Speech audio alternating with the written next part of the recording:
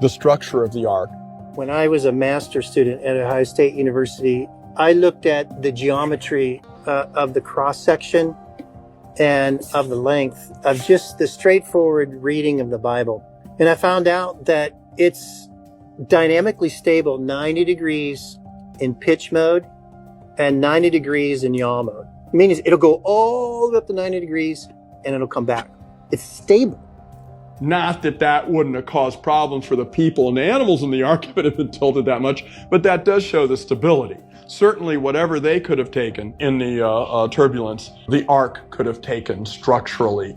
This is a 200 scale ark, and I put it in my swimming pool, and we put a measurement device on here that was 1 inch, and so we were able to scale the waves. And do you know that it scaled to 500-foot waves, and it was still stable, never turned over. 500 foot. A tsunami, by the way, is about 100 feet.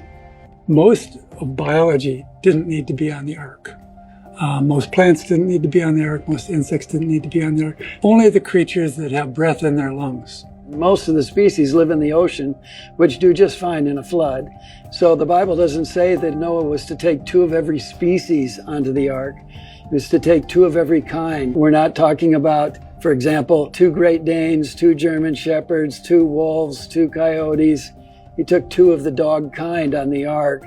And we know from modern genetics that there's tremendous genetic variation built into the DNA for each kind of creature. And so creation scientists have been studying, well, what was the created kind in comparison to our modern classification system? And they think that in most cases it was equivalent to approximately the family level. The evolutionists just exaggerate because they focus on species. The reality is that the sea creatures, insects, invertebrates, and plant species did not need to be included on the ark. You see, God instructed Noah to only bring the vertebrate land animals. And when you simplify those animals to their genealogical class structure found in Genesis, which is known as a kind, you can further significantly reduce the number of animal kinds needed down to around roughly 1,400 kinds, or approximately 6,750 animals in total. Of those animals, you also don't need to bring fully mature adults, when smaller juveniles would fit better, eat less, waste less, and live longer while reproducing in the post-flood world. Every non-flood geologist on our planet believes that the planet Mars had a global flood. Creationists do believe, like the unbelievers, like the secular geologists believe, Mars did have a flood. We think it happened the same time our flood did, maybe an asteroid storm hitting the inner planets, the rocky planets. Here on our planet, we're now currently covered 70% with water, 2 miles deep, and they can't buy that we once had a flood. It's very, very easy for them to believe that Mars had a global flood, but for some reason they can't accept there's plenty of evidence that we've had a flood. Where did all the water come from for the flood? I mean, where did it come from and where did it go? Well, look at the globe.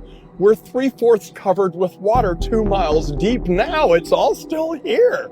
The most asked questions are, where did the water come from for the flood and where did it go? And the answer is easily explained in the model of catastrophic plate tectonics. The process of catastrophic plate tectonics is very similar to conventional plate tectonics.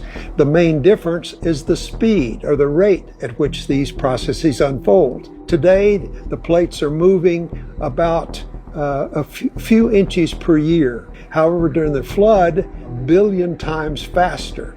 When the flood began, it began with these fountains on the bottom of the deep ocean. Where the Bible even says the fountains of the great deep were opened up. The mid-ocean ridge is 44,000 miles long. Most of it is underwater. That's why they call it the mid-ocean ridge. And if it all erupted at the same time, it would have made the ocean floor do this, and then the mid-ocean ridge would have erupted all around the world at the same time roughly.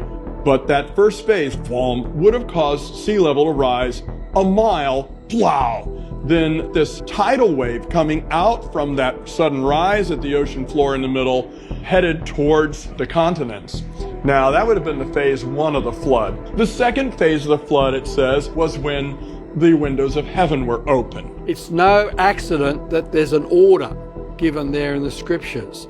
The fountains of the deep broke open, that is the crust breaking open, the water shooting up, the supersonic steam jets, and carrying that ocean water up, then it fell as global torrential rainfall. People all know the flood was 40 days and 40 nights of rain, but the waters prevailed upon the earth for 150 days. When the fountains of the great deep broke open, as the Bible describes, that's the description of the fracturing of the pre-flood crust. You've got molten material that's expanding as it solidifies. The new ocean floor expanded.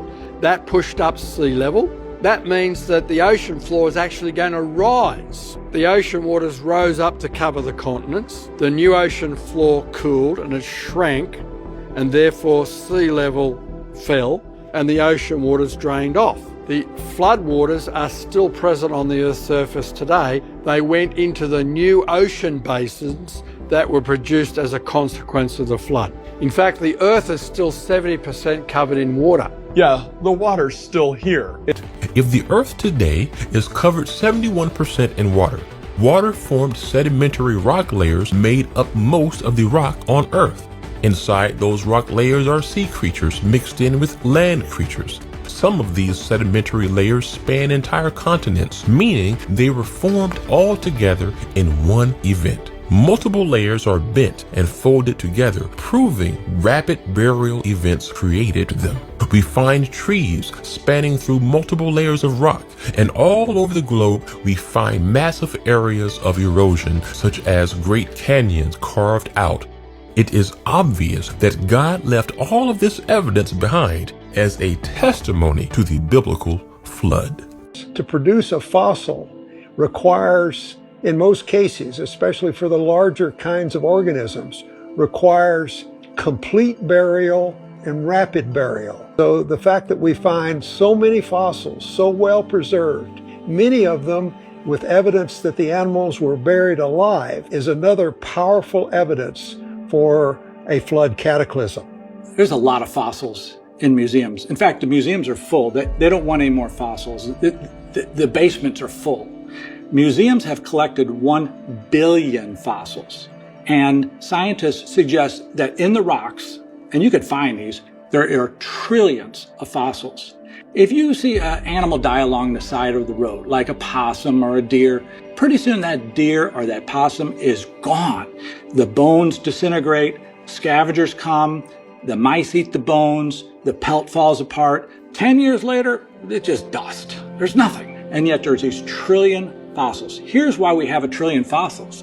There was this enormous flood. It was a worldwide flood. Tsunamis were racing across, bringing in sediment and quickly burying these animals. As the flood receded, all this ocean water percolated back through the sand that was covering the animals and provided the minerals to change the bones into fossils. And that's how you get trillions of fossils. You have to have a worldwide flood. The fossils have been exquisitely preserved. What do I mean by that? Well, we find all the details preserved in place. For example, fish about to swallow another fish and it's been buried. That tells you it had to be very rapid to preserve those details. Another example, we've got ichthyosaurs, which are marine reptiles, some of these up to 6 feet long, and they've been buried in the process of giving birth to a baby. Another case of 10, 12 foot long fish with an undigested fish in its stomach. The details of wings of wasps. The wings are open and the legs are in the flight position. What can we think about? They were flying, and those insects were trying to escape. They're trying to go somewhere, but they just got trapped with all the sediments of the waters of the flood, and that's why we can study them.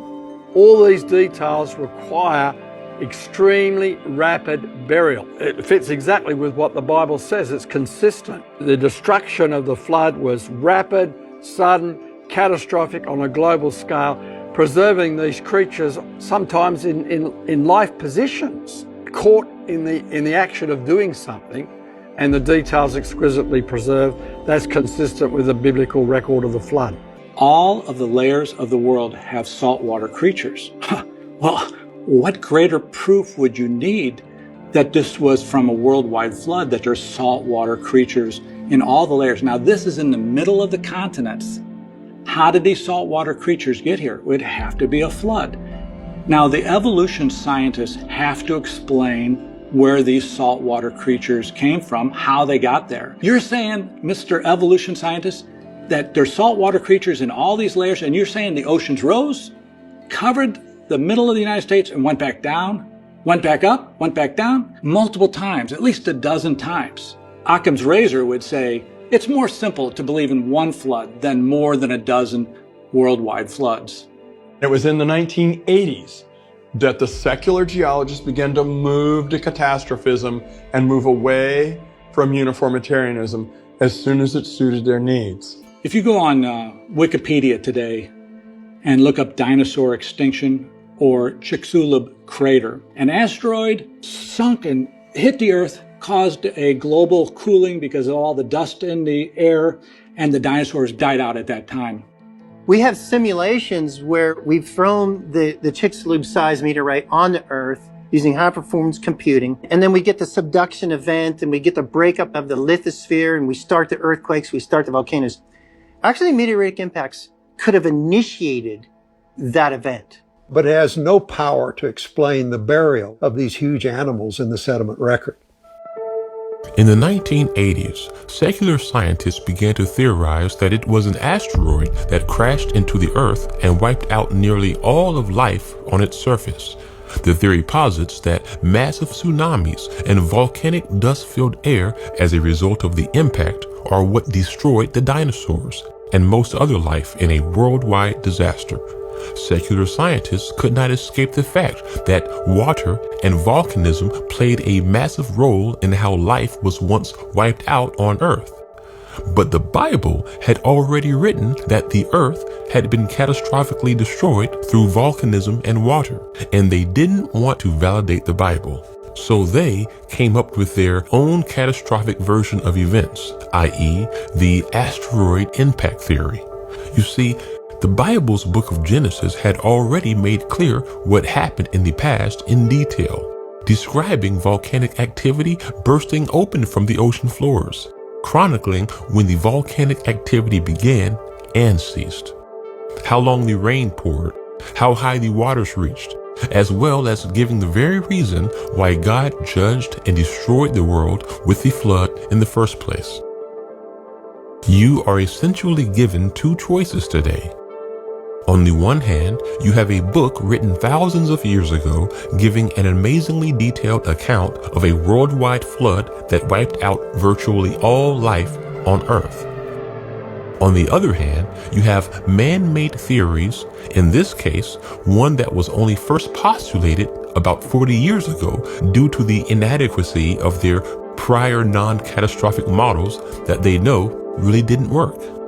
Both views require a catastrophic event with global implications, but only one has the power to actually explain the stratification of the Earth's surface and the trillions of fossils, along with cultures around the world citing a global flood in their historical writings and legends, while the other merely rearranges elements from the true account to concoct its own story. Think about it. The Bible already said long ago that the entire world's surface was destroyed catastrophically. They have no choice but to make that same claim.